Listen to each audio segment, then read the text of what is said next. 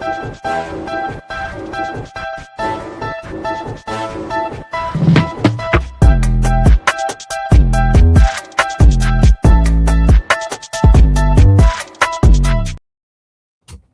everybody. I'm Candid Frank Stanisci. That's Gary Groob, and we have Bob Taring and Don Zimmerman. Our technological challenge has been defeated. We've got him by telephone. Our technology is all set. He's right here. If you want to see what he looks like, that's what he looks like right now. I'm sure he's better looking than a telephone, but this is the best we can do for today. Gentlemen, welcome to the program. Bob, really appreciate seeing you every time. Thank you, sir. And Don, I don't see you, but I hear a lot about you, and I'm looking forward to hear from you. I am too. Sorry about the technical difficulty, but at least we're able to talk. Absolutely. That's all that really matters, really, is getting the information out there that we're looking for. And I can't pick two guys that understand the historical relevance of lacrosse and its roots. And by that, you have a good sense of where we need to go because you know a lot of the history. So, Bob, I'll start with you. You've been here before. I'll run you through the grill. How did you get involved in lacrosse? Zim and I went to the same prep school, and I was handed my first lacrosse stick in the 4th grade, and we almost carried it to class. And I grew up in it, played it all through high school and some in college, and I started my coaching career in 1969. And just became a student of the game, and this is the first year I haven't coached in 55 years. So and it's been a thrill. How about you, Don? What's your history in lacrosse? Well, I got my first stick. I still remember the day. I got my first stick. I was 7 years old. I grew up in a little village just inside the city limits of Baltimore called Mount Washington. And you may recognize that name because for years, the premier college lacrosse club was the Mount Washington Wolfpack. So I was very familiar with it, and I got my first stick. And like Bob, I went to St. Paul's. I started playing in 3rd grade, and from there, just that's where I really learned the game. And I remember Bob. I was, when you're at St. Paul's, it was kindergarten through senior year. So I remember Bob as a player, one of the guys I looked up to, and just, had a great coach in George Mitchell, and was fortunate. We won 3 NSA titles, 69, 70, and 71. And then I went on to play first at Randolph-Macon. Then I took a year and a half stint at Catonsville Community College, and instead of playing JUCO ball, I played for the Carling Lacrosse Club. And again, this is back in the club days when there was no professional lacrosse, and this was the height of post-college lacrosse, and it was just. And then from there, I went to Johns Hopkins and played, and I wanted to coach. I actually, when I was at Catonsville Community College going to class, I was asked to coach at a local high school, Cardinal Gibbons High School, and that's where I first started coaching. So I coached the JV one year, the varsity the next, and then I went on to play at Hopkins. After playing, I stayed and worked at Hopkins, and I actually worked for the grounds crew from 7 to 4. And then they let me off 15 minutes early. I ran up to the gym and changed my clothes, and I helped coach at Hopkins. And that just led to really a 45-year career in coaching. That's truly amazing. Truly amazing. A quick question. I know you can't see me, so if I were to play a practical joke on you, and it went like this. So you've been around so long, what did they make lacrosse sticks out of before they made them out of wood? That's a question for me. I'm the oldest here. Zim played with plastic. I played with wood. Well, then, Bob, you can answer the question then. Yeah. They made them out of twigs. The Native Americans, the hostess showed, he made them out of twigs they found on the ground. Absolutely. But when I played with wood, I think Zim started with wood, but by the time he got into his senior year, Zim, everybody was going plastic. I actually played with wood through my senior year at St. Paul's. Yeah. And I got my first STX stick, and I used that my freshman year at Randolph-Macon. Now, a serious question, Don. This is a serious question. So, what was it about lacrosse that kept you in specifically, not just to become what you are now, but to play the game? What kept you in? What was the big draw to be a lacrosse player? Well, number one, again, growing up in Mount Washington, I could walk down to Norris Field and watch them play. I watched, my mom worked at Hopkins, so I would go over and watch them play on weekends. But, I think what really drew me in was the stick, the wooden stick. And you just couldn't pull it off the shelf and go in and play with it. You had to get it, and then you had to work it. You had to soak the sidewall, which was gut. You put the popsicle sticks in there to get it straight.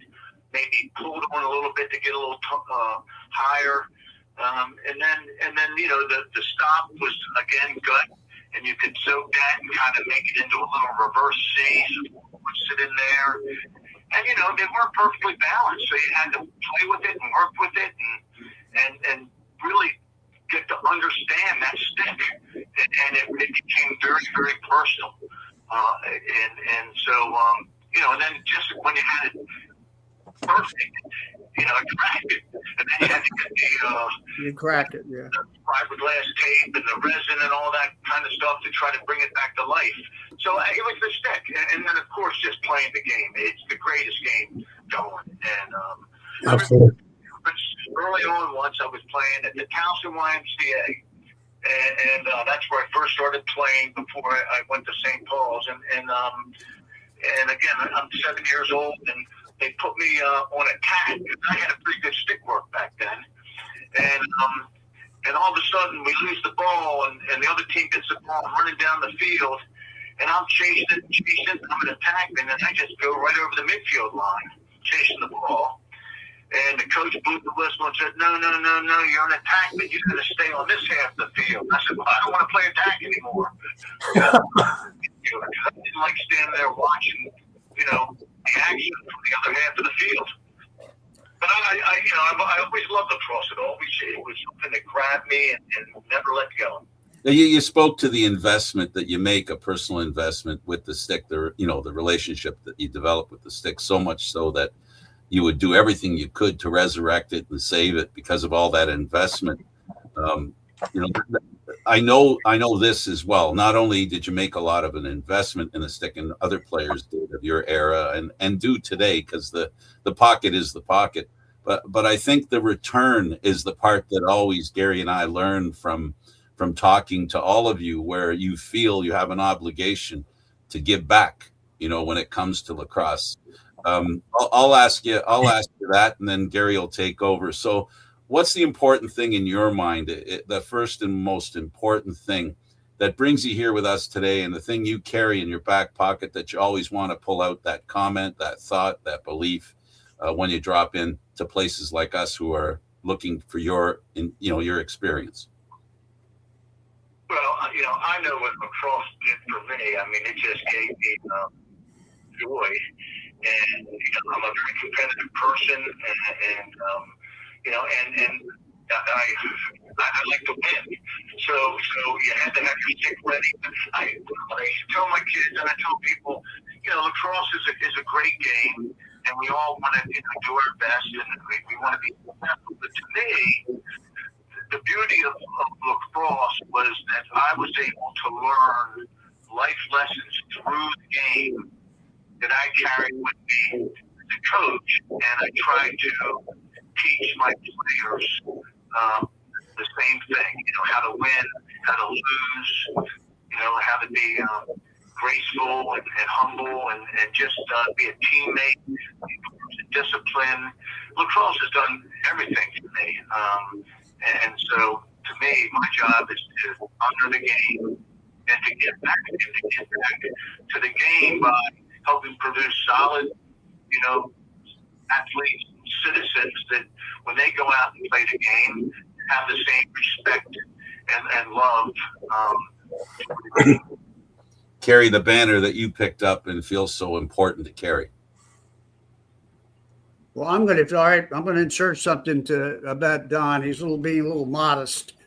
Don, as an assistant and head coach, has 5 NCAA championships. And Don is in every Hall of Fame that lacrosse has. The U.S. Lacrosse, the Greater Baltimore, St. Paul's School, Johns Hopkins, UMBC, and the IMLCA, which is the coaching. We can't get a better one. He's in every Hall of Fame. That's incredible. And again, and I thank you for that. But what I tell people is that when you go and accept the Hall of Fame award, it's just an opportunity to thank people for helping you get there.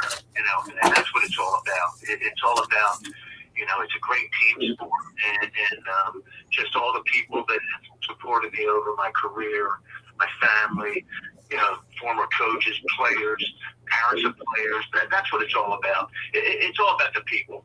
And what a wonderful way to learn those life lessons. Play the great game of lacrosse. Well, it's also a very, the underlying issue always in the foundation of this game is it's spiritual. As we know, the history of this game goes back to the creator, and from there it comes to the rest of us here, which is awesome, and your part in it is really important. Bob, go ahead, carry on. No, Gary, you said you had a question. I did. Don, you played in one of the great eras. What did lacrosse culture look like in the mid-'70s as opposed to what it is today?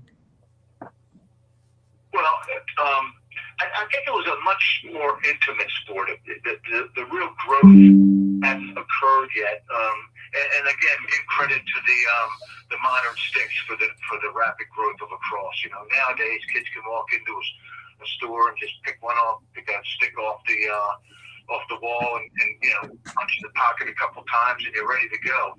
I just think that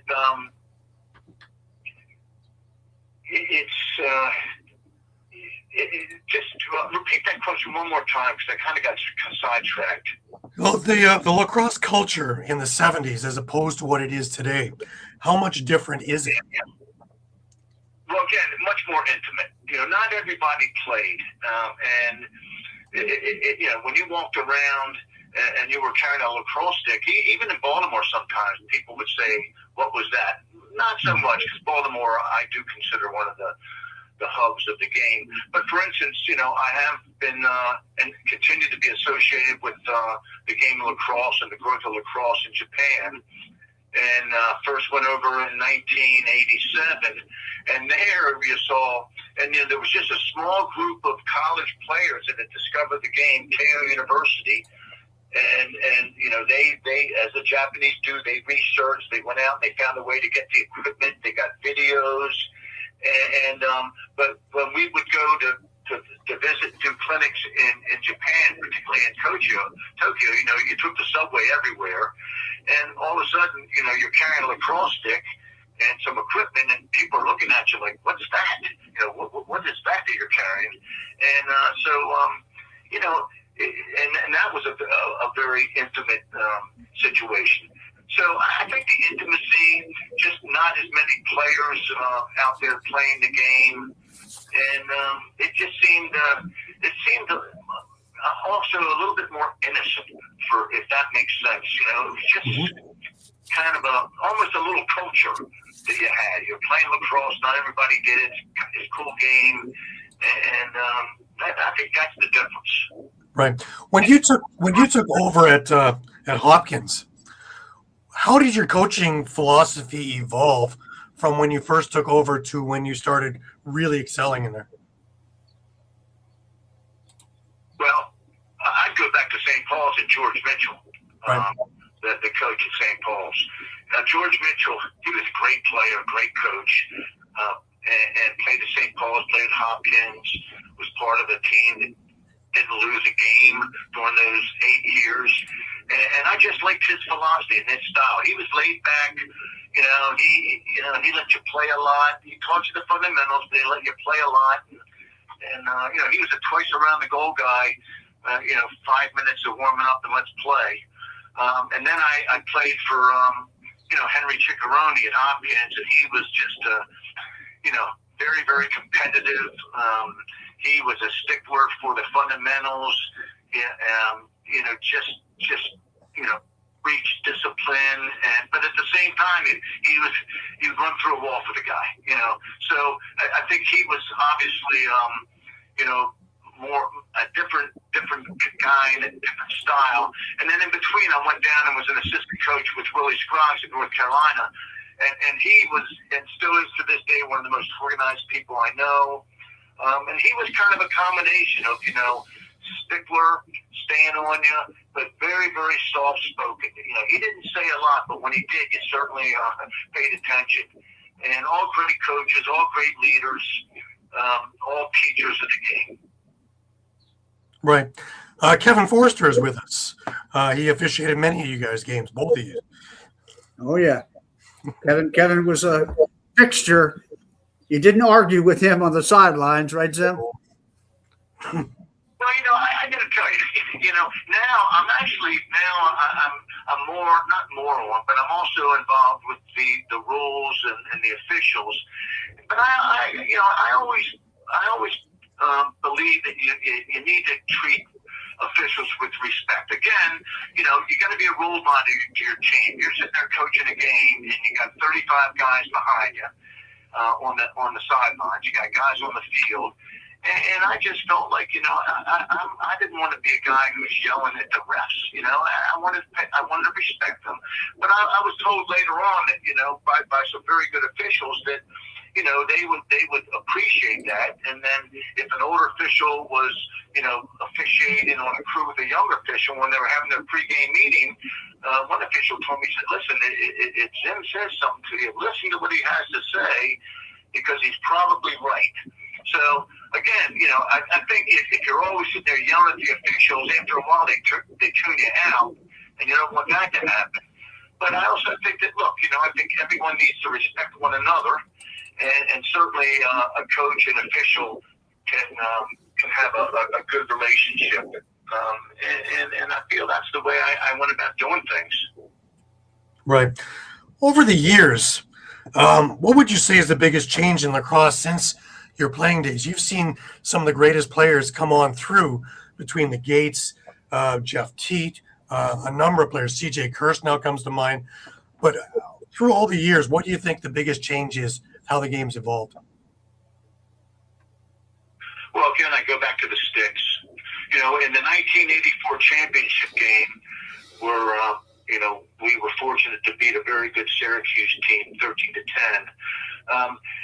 If you look at the stats from that game, Hopkins had 72 ground balls, and I think Syracuse had 68. And you don't see that today. And I think the difference is because if you watch that film, the ball's always on the ground. You couldn't run through 3 or 4 guys because the ball was going to come out. And to me, that really made the game more exciting because, the situations could change in an instant. One team could have the ball and be going to the one end to score a goal, and all of a sudden a check takes place, the ball pops out, now the other team picks it up, makes a pass, and now it's a fast break going the other way. So I think the fact that the ball was on the ground more was a big, big difference. As far as the players, I think today's players are bigger, stronger, faster. Right. When I played, weights were considered a taboo. And I bet you Bob would testify to that. It was like, you don't want to lift weights, you'll get too tight. And of course we bought into that because who wanted to be in the weight room? But then all of a sudden, and I go back to when Maryland started to really dominate in those mid-70s, early mid-70s. They were the first team that I know that really put a lot of time into weights. And then when I went to North Carolina, again, another Division I big-time athletic school, we were fortunate to be able to use the football weight room. And Coach Scruggs had us in that weight room, on a religiously, and we, I could see the benefits. So when I came back to Hopkins, when I played the Hopkins in the 75, 76, our weight room was a universal gym, and just not a varsity weight room, just an exercise room, and half the things were broken. And so, when I got the job from Bob Scott, I said, Scotty, we need a weight room. And he hemmed and hawed a little bit. We don't need weights. I said, Bob, we need weights. And so, Hopkins made the investment. We got a weight room, and it wasn't like a big deluxe weight room, but it was a good weight room, had the free weights, had some machines, hired a strength coach, and it certainly helped. So, again, I think just the athletes are better conditioned, bigger, stronger, faster, and there are more of them, too. There are more of them out there, and that's why I think you see, now, there are a lot of teams out there that have a chance to win the national title. Back when I was at Hopkins, there were maybe 5-6 teams that really had a legitimate shot. Now that number has at least doubled. Oh, Right. yeah. Oh, yeah. You both have coached in powerhouse schools and non-powerhouse schools. One of the things, Don, that you are known for is rebuilding programs of non-powerhouse schools. What were some of the challenges to make these guys contenders? Well, first off, I went from Hopkins to Loyola. Hopkins, obviously, lacrosse number one sport. Right. Loyola was right up there, the same. And UMBC, lacrosse was a priority sport, but I thought that, we needed a little bit more support as far as budget. And I also, felt like, if we're going to be successful, the first thing you have to do is recruit good players from good families to come and play for your program. And so, I can remember my first couple of years at UMBC. I tried to load up the schedule. I felt if we were going to get good recruits, you have to give them a good schedule. Good players want to play against other good players. So, I beefed up the schedule, and we took it on the chin there for a couple of years. But we started to get the recruits, and then, once you get the players and you teach them what you feel they need to learn, we started to gain some success. So, I didn't have the budget that other schools had, but, we were able to, again, recruit good players. I thought we had a lot to offer, an excellent education and, a school in Baltimore. We got some key players from the key high school programs, and we started to win some ball games. Right. Yeah. Now, when you transitioned from coaching to media and broadcasting, really what surprised you the most about the television coverage?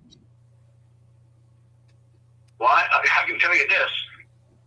I was more nervous before a game when I was broadcasting than I was coaching. Right. To be in that booth and to have the director and the producer in your ear saying, okay, 10 seconds until you're on the air. Have a good game. It was like, oh boy, here we go. And you do, but they're so similar. Coaching is all about preparation. Prepare your team, coach them, prep them up, get them ready. And then on game day, you got to be on top of your game. And that's the same thing with the broadcasting. I was an analyst, and when I was assigned a game, yes, my wife Dorothy, I just locked my office door and just watched films all week and studied the teams I was going to be covering. I was well prepared, but again, when you went on the air, it was a whole different ball game. Right. Do you have some input in how they shoot the game? Because over the years, of course, with technology, it's much easier to watch and much easier to explain to other people because it's got a much more rounded viewing of it, with you guys also being able to explain it with what we're seeing. Yeah, one of the things that I love about being able to be on a broadcast, whether it be television or on the internet, is I'm a teacher, and I've always believed.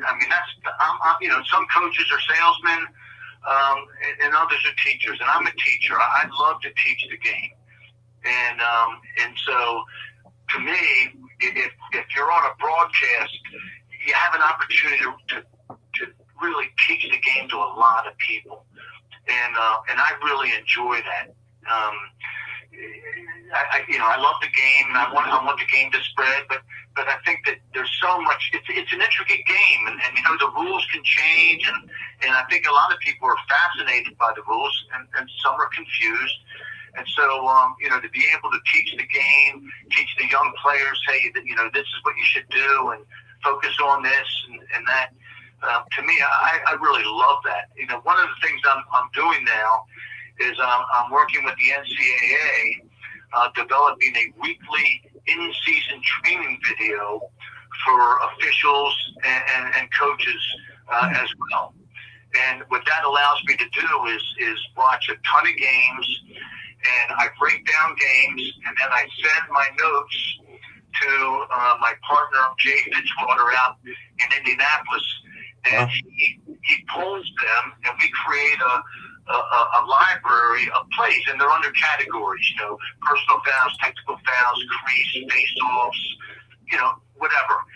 And so every Monday, I get on the phone with the National Coordinator of Officials, Tom Abbott, and Willie Scruggs, my former mentor. He is the Secretary Rules Editor, and we come up with, hey, this week, let's focus on, the contact in the head neck area. And we'll say, okay, and then I just go back to the clips, write the script, and pull the clips that I think should be in the video, and I send it to Jay, and he makes it beautiful. And so we did that for 14 weeks this year. Once a week, we put out an in-season training video. And, I just think it's a great way to not only teach the game, but also bring the officials and the coaches together so they're on the same page. Absolutely. Now, earlier in the program, you mentioned going out to Japan and helping to build that program. I got to tell you, when I was at the Worlds in 2023, the team that most impressed me there was the Japanese team. Mostly homegrown, but fast. Their technical abilities were second to none. And I really thought they were in the wrong grouping. I thought they should have been up in the group with Canada and the U.S. They just had that much skill. Talk to me about building that program and getting it to where it is today. Well, so the history of my association and Johns Hopkins Association with Japan and lacrosse, which, by the way, is celebrating their 50th anniversary. So there was a Hopkins alum, Norio Endo, who worked for Grumman in Tokyo. And he was in one of the hotels, and he saw a placard outside one of the conference rooms, and it said, Johns Hopkins Alumni Association, and they were there to present an award of some kind. And there was our vice president, Ross Jones. So Nori kind of just walked into the event and found Ross. He knew Ross and said, Ross, they're playing lacrosse in Japan. And Ross said, really? And so sent videos showing the kids doing line drills. And back then, again, this is like 85 or 86. I mean, the Japanese students from Keio University, just one school, they sent a video, and they were doing line drills, weaves and everything, and they had good stick work. Yep. But they just didn't know the intricacies of the game. So Bob Scott went over first. He went over for 10 days and worked with the Japanese, and, Scotty was a great ambassador. Mm-hmm. And so Scotty came back and said, hey, we got to continue this. So then I went over next and worked with just the KO. And they had the gear, and, we started from the ground level, how we stretched, stick work drills we did, we coached them up, and you could say, that's the Japanese. They grab onto something, and they take that and try to make it better, and they were just so dedicated. And, it was a small group, but the passion, and that's what I love about the Japanese people, their passion. And so this group had such passion, and they wanted to just absorb everything they could while I was over there. They worked hard. Real quick, I stayed, I think the second time I went over with the late Jim D'Arcangelo. We went over one winter, and we did a clinic. And this is when a bunch of schools were playing now. And so I was staying in one of the players' homes, and practice was at 9 o'clock. And he told me, Coach Zim, we're going to get up at 6 o'clock, and we'll have a little breakfast, and then we're going to leave around, 6:30, quarter to 7 to get to the field. And I'm thinking, man, the field must be a long ways away. And so we have breakfast, we get in the car, actually, we drive, and we're like, a half an hour from the field. So then it's like 7:15, and I'm thinking, wow, geez, we're here a little early, So I said, Bunji, he was my host. You think maybe we could sleep in a little bit later because we got plenty of time? He looked at me and said, no, coach, because he was put in charge of me. And if anything happened where I wasn't on at that field on time, he was going to hear about it. Right. So he was making sure that we were there in plenty of time. So I kind of understood that after all. But then more teams started to play, and so when we went back and there were maybe 3 or 4 teams who were playing, one thing I noticed is that every team stretched the exact way that KO stretched. And KO stretched like Hopkins stretched. So, I realized that, hey, they like what we're showing and teaching them, and it's catching on. So, anyhow, then we took the whole team back and played in the first international friendship games. Hopkins played Team Australia, and the Tokyo All-Stars played St. Paul School. But since then, I went back with 4 players and went back with a team. I took Quinn Kesnick one time because they wanted more teaching of the goalkeeper position. And even at UMBC, I think I took 3 or 4 teams to Tokyo over a 14 or 16 year span. So we had some kids come over. We had a camp at Hopkins. We had a camp at UMBC. To this day, I'm very, very close to the Japanese. It's really one of the joys I have as far as being able to continue to be in the game and also work with the Japanese. They're lovely people and very dedicated, very disciplined, and very respectful and appreciative. Right. Now, Bob, we've talked about this before. None of us thought in our lifetimes we'd see lacrosse into the Olympics again. And it's coming. It's less than 2 years away. And talk to me about sixes. And I want to get your perspective, and I want to get Don's perspective right after. Well, matter of fact, Don and I had a little conversation on the phone about this, and I think you remember when I had Roy Simmons and Oren Lyons on, that Roy had a very strong opinion about the whole thing, and I do too, kind of. Zim and I are traditionalists. I was kind of involved by listening in the beginning of this at USA Lacrosse, and I tried to get when I was head of the foundation, I had a committee in LA for the '84 Olympics, and they sold the board of directors. I was out there 3 or 4 times. They convinced us that they could get an exhibition in front of the Olympic Committee in '84. Well, as it turned out, the week of the event, we had countries flying in, USA, Canada, Australia, and England. They changed the venue on us at the last minute and put us out in the field in the middle of nowhere. Well, needless to say, Richie Moran, Tommy Hayes, and I caught unbelievable crap for that. I mean, the editorials about us were not much fun, but it was an attempt, and we were allowed to use the Olympic name, but we were not an affiliated. And that's the first time since the 30s that attempt had been made. Now, fast forward to now. They got it in with the Olympic Committee. Yeah, the Olympic Committee. Nobody on that committee knows anything about lacrosse. They're more into soccer and other sports, wrestling and things like that. So the sale was tough, but evidently it got done. But the criteria that they gave, and if you know more, Zim, you tell me, was that we need a high-scoring, fast, entertaining game. Well, if you play international rules, you'll go to sleep because there's no stall.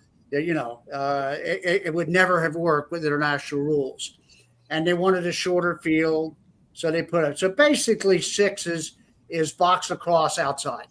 Right. All right, with a shortened field. A lot of the rules are going to be different. They've been Andy Shea and I have talked about it. He's the head coach of the sixes. They have changed the rules a little bit. There's no defense basically. You have all offensive players. You score, the goalie picks it up, and you go in the other direction.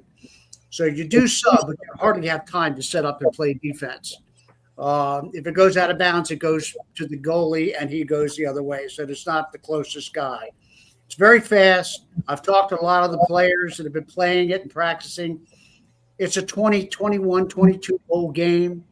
By the fourth quarter, these guys are bored. They're doing nothing but scoring. Right. And so they come off, it's exciting. They know they're going to the Olympics. But, Zim, I want to hear your input too. But it's not our game. In the 30s, they have film strips of Hopkins that played. The guy named Turnbull was a superstar. And they're showing the stands with 100,000 people. Well, that's the film they show. The honesty of it is track and field was going on at the same time. Right. And so what you're seeing is a lacrosse game going on, with Owens and the rest of them running world famous people. Right. And that's what it stands it for. So it's an intro. I'm surprised we got it. It'll help. I think it'll help grow the game. The good side is that many of the countries, the 60-some countries playing now, be easier for them to play the game because they can get 7, 8, 9, 10 players on a field where it'd be very hard to get 25 or 30 to play. So the entry level into the game on sixes, I think it'll help. There's no question, especially other countries. But from a traditional standpoint, I'm not for it. No. Right. Jim, I want to hear your input. Well, I think my thoughts. I think I would just be repeating what you said. Real quick, when you talk about that game played on the infield of a track meet in front of 100,000 people, it reminds me when back in the club days when I played for Carling, we would have a game on Saturday morning on Preakness Day. Oh yeah, I played there. Yeah, I played there too for a couple of years. And as the game wore on, we started early. So as the game wore on, though, the people started lining up around the field, and I'm thinking, man, these people must love lacrosse. Well, that field was covered with blankets and coolers as fast as you could think. They just wanted the field space that we were playing to get their seats. But anyhow, yeah, look, I'm a traditional guy. I love college lacrosse. I like high school lacrosse. I like defense. I like to watch good defense. But I can understand why the sixes is the way you got to go. It gives lacrosse a chance to be shown and promoted. But again, it's like box lacrosse. It's all offense. It's almost like a little bit of pickup hoops. You Yeah. The other way, you get the ball the other way. And I'm a traditionalist. I like the 110-yard field. I like the long poles. I just like the field game. Right. One of the things I worry about, especially with this, is if neither the PLL or the NLL has an exit strategy, then we just had a lovely thing for a week, and then we go right back to where we were. If they have an exit strategy, this really can, when you have 300 more countries watching, be the ground floor to something very, very big about to happen. Do you think that they have this taken care of? Bob, first from you. We haven't been told what kind of coverage is going to be given.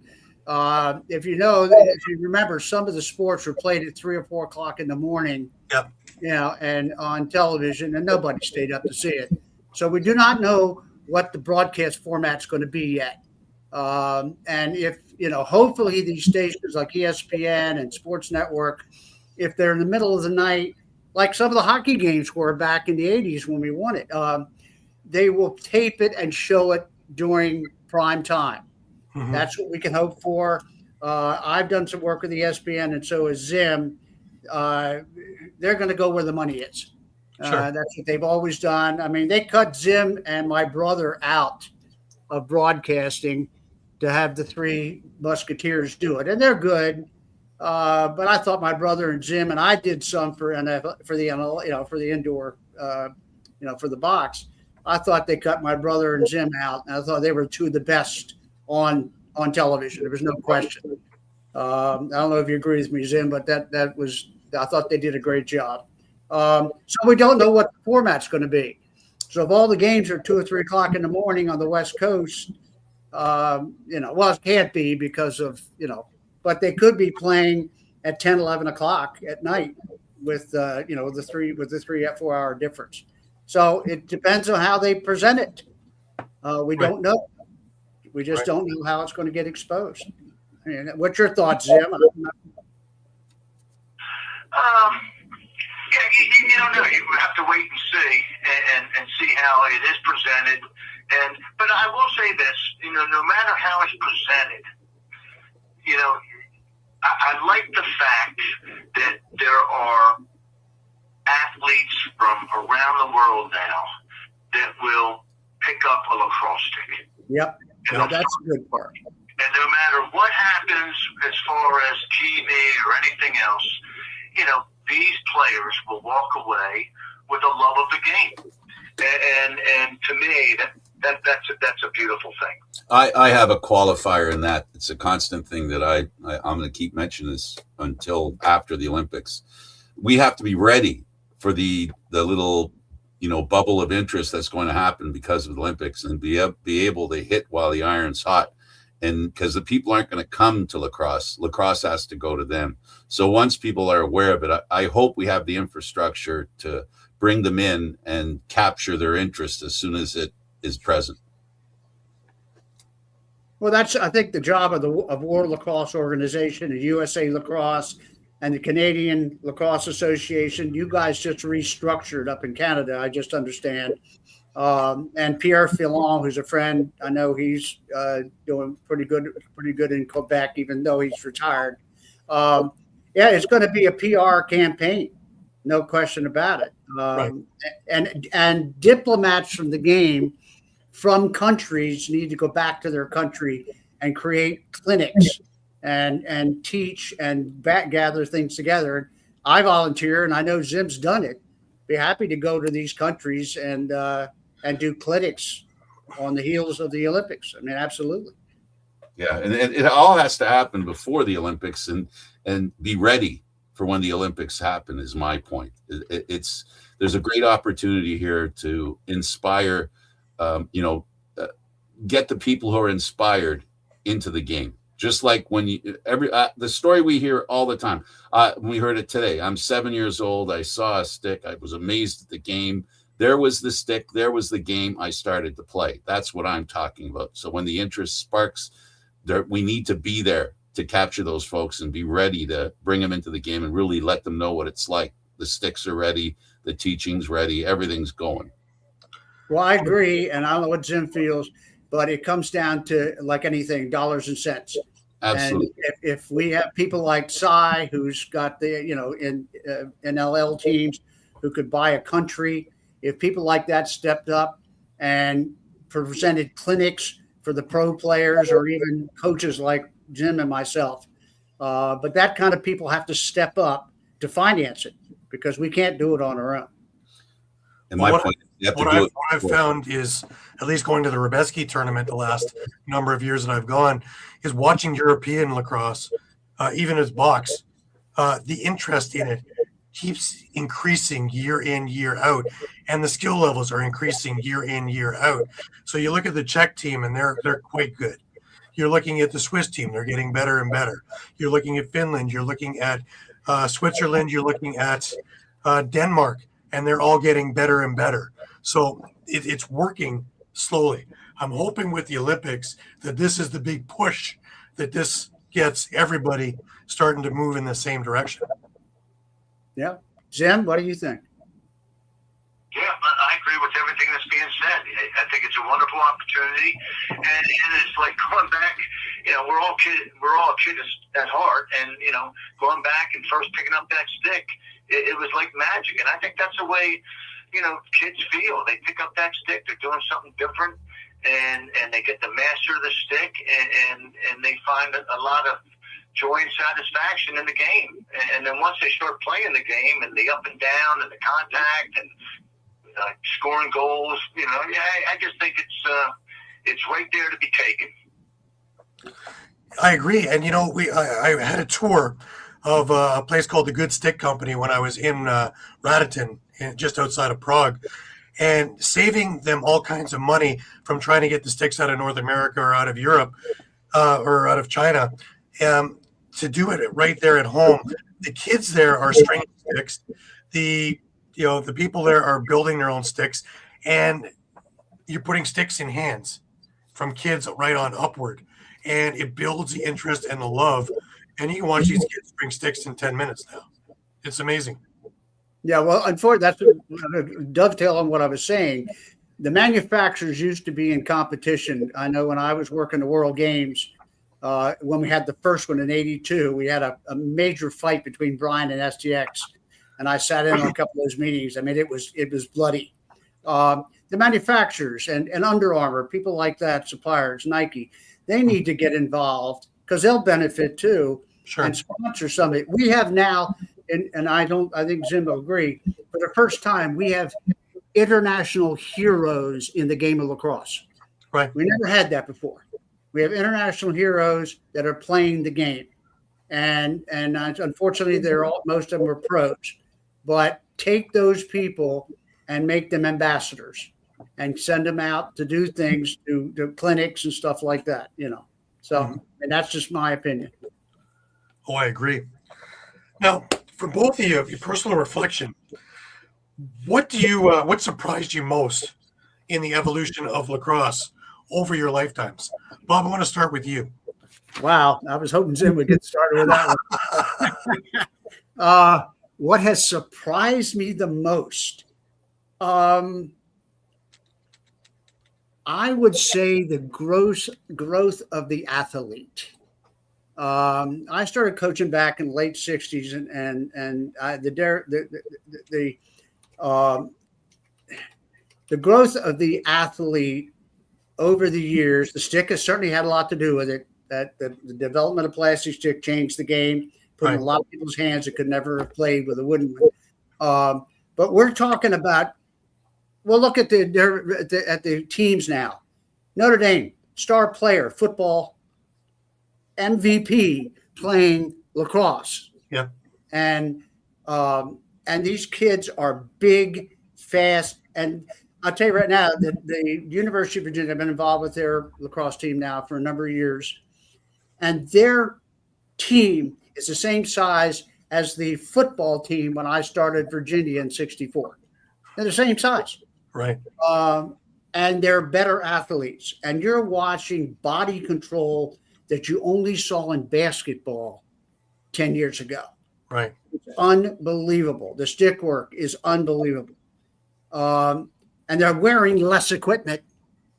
I know when I played, and I think was in play, we were equipment up and down the arms and shoulder pads and, knee pad, whatever. Now, the little tiny stuff, they take checks that are unbelievable, and the physical side, and they're all in the weight room. They're all bigger. There's nutritionists now involved with the game. It's a whole different athlete, they've stepped up a whole way. I don't know, Jim. How do you feel? I think that's the biggest change I've seen. Well, I would agree with the athletes, but again, the athletes are playing because they found the sport and they fell in love with the sport. And I'll go to the modern day stick. You can pick up a stick and immediately get comfortable with it. And then what happens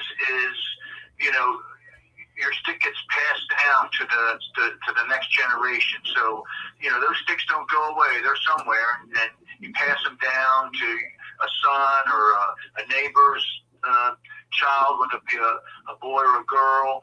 And so I think that the stick has helped in the growth of the game. And I think the growth of the game is something that, we've all hoped would happen. And now it's here. I mean, you see the rosters on some of these teams that are, competing for the national championship, and they have players from all over the country.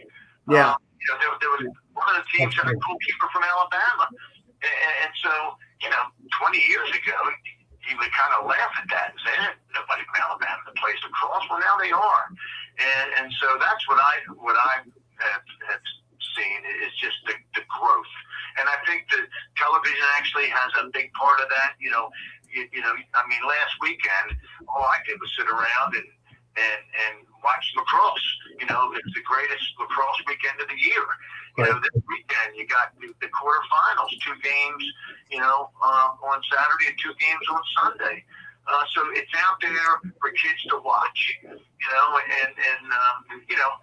I know that, as a kid, whether I'd be watching football or basketball or lacrosse, as soon as the game was over, I'm outside doing something, and so I just think the exposure is greater. There are more kids that are playing. Athletically, they're bigger, stronger, and faster. And I think there are a lot of good coaches out there who are coaching the game. The fact that you can go to clinics and the films that you can watch. YouTube. I watch a lot of stuff on YouTube, and there's a lot out there that the kids can watch and learn from. Yeah. So I just think lacrosse is in a good place right now, and I hope it continues to grow and develop. I think it's one of the greatest sports out there. Right. I agree. Just give you a little feel about that. Last national championship that Virginia won, the entire defense was all west of the Mississippi. That was the first ever. The entire and the goalie were west of the Mississippi. So, by the way, just a little short. I only coached against Zim one time my entire career. He was in North Carolina, and a gentleman named Richie Meade, who was former Navy, I was his first assistant coach at the University of Baltimore. We were number 6 in the country. They came up, beat us at the field in University of Baltimore and knocked us out of the playoffs in 1982. I'll never forget it. Never forgive you. Well, sorry about that, Bob. That's okay. You'll get over it. You'll get over it. Oh my. Now we talk lovingly about decades ago. 20, 30 years from now, what do you think people would be talking about in this particular era? Wow. Zim, I'm going to push that one to you first. Okay, they could say this was the era where it really took off. I think this, and especially if things go well at the Olympics. I think people could look back and say, boy, that was the time when it hit its big time growth spurt, and it really took off. And so that's how I would answer that question. Right. Yeah, I agree entirely that this is a transition of exposure. The key will be if we're invited back to the Olympics. I mean, they dropped baseball. So, if they don't like what they see, we're going to have to make a major fight. But I see this as a transition period of growth exponentially. I mean, we've gotten a lot more countries involved in the last 5 years than ever imagined. They're playing in South Africa. I get tapes all the time because I have that site that you're on, Gary. And I'm getting tapes of Zimbabwe kids playing against the side of a wall. Yeah. That would never have been there 10 years ago. So if that attitude and the people involved continue the growth and the Olympics gives us that impetus, and I agree, Frank, that it needs to be, we need to take advantage of it. I see it growing like crazy. I think that's the whole point. Right. Now, we all know that once lacrosse gets you in the blood, you'll never get rid of it. What keeps you guys so passionate this far into your careers that it's still mainstream number one, what you're talking about? Bob, first for you. Okay. It's almost like an addiction. And I'm sure other people feel that way. Lacrosse, I've looked at it. If you're a football guy, you're a football guy for your school, your college. You're in basketball, you're your college. You're a lacrosse guy, and I traveled this entire country when I was head of the foundation with a little stick on my suitcase. You're in a fraternity everywhere in the game of lacrosse, and it's such a passion that once you get hooked on it, there really isn't another sport like it. Yeah. And once you get that passion, I've seen it in people, in my players as they continue. A lot of players become coaches and they mentor. That's where I sit with it. It's just it's a part of my life. Zim? Yeah, same. It's in my DNA. I'm 73. I got started when I was 7. So, it's been a long, wonderful ride. And I agree with Bob. It's a fraternity. It's a fraternity of people that are involved in the sport. And you could go someplace where you don't expect to meet anybody, and all of a sudden, there's a common ground. Hey, you play lacrosse? Yeah, I play lacrosse. Yeah, and it's an immediate link. It's just a fraternity that people just enjoy being a part of. And again, it's to me, lacrosse is a hybrid sport. It's got the best of football, the contact of basketball, the agility, the skiing, soccer, up and down, hockey. It's got it all. And but mastering that stick, getting that stick, and mastering the stick, there's right. something special about that. Now, one of my favorite questions, really to end up with, is how do you want the game to remember you, Bob? Wow. I was asked that when I got my Hall of Fame at University of Baltimore. Very similar question. I want to be remembered as a mentor. Certainly, I was not the great player that I wanted to be, but I've had major pride. I still have contact with so many of my players at all the schools where I coached. They call me. I get to find out whether they have getting married. Used to be. Now I'm hearing about grandchildren, which is scary. And I go to watch it. The biggest thrill I ever had was that I've had 4 former players send their kids to play for me. That is the highest compliment I could ever have. Right. And I still stay in contact with them. I go to Virginia and I'm on the sidelines.